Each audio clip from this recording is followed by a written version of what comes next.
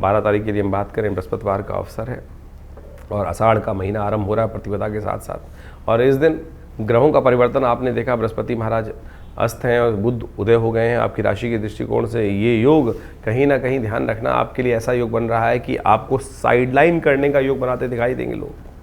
आप जो कार्य कर रहे हैं उसमें से लोग आपको विशेष तौर पर वंचित करने का प्रयास करेंगे।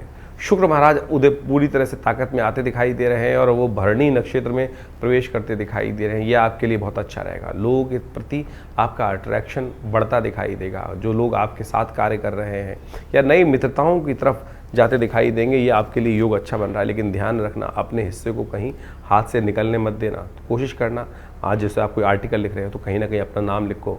जो भी कार्य कर रहे हो, जो आपने कार्य किया है, वो लोगों को बताने का आपको प्रयास करना पड़ेगा। आप यदि नहीं बताओगे तो लोग तो कहीं ना कहीं क्रेडिट ले जाएंगे, आपसे वंचित कर आपको वंचित करके साइड लाइन कर क्रेडिट ले जाएंगे। ध्यान रखना, कार्य करते वक्त इस बात का ध्यान रखना चाहिए। 13 तारीख की यदि हम बात करें, शुक्रवार का अवसर है और उस दिन द्वितीय तिथि बन रही है ग्रह नक्षत्रों के दृष्टिकोण से। ग्रह नक्षत्रों के योग आपकी राशि के दृष्टिकोण से देखा जाए, स्वास्थ्य के मामले में थोड़ा ढीले ग्रह चलते दिखाई दे रहे हैं इन दिनों। 1-2 दिन से खास तौर पर ग्रह नक्षत्र थोड़े से कहीं ना कहीं वीक हैं। हो सके तो महामृत्युंजय मंत्र का जप करें, थोड़ा चावल इत्यादि का दान करें, आपकी राशि के दृष्टिकोण से रहेगा। थोड़ा अपने आप को मोटिवेट करने का प्रयास करें। ग्रह थोड़े हल्के दिखाई दे रहे हैं।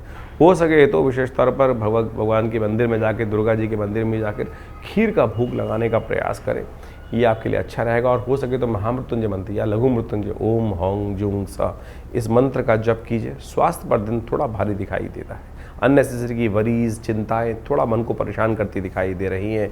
निवारण आपके पास है। मन को बल दीजिए, चंद्रमा को बल देने का प्रयास करें। ये दान जो बताया है चंद्रमा को बल देगा, अच्छा रहेगा आपके लिए। 14 तारीख की यदि हम बात करें, शनिवार का अवसर है और उस दिन तृतीया तिथि, आषाढ़ मास की कृष्ण पक्ष की तृतीया तिथि विद्यमान है। ग्रह नक्षत्र परिवर्तन की तरफ जा रहे हैं और ये जो सूर्योदय हो रहा है कहीं ना कहीं कुछ नया मोटिवेशन लेके आता दिखाई दे रहा है। और इस मोटिवेशन से आपके लिए सही चीज़ों को समझ के, सही चीज़ों को पूर्वाभास के साथ आपको उसकी ज्ञान प्राप्त होने के योग दिखाई देते हैं।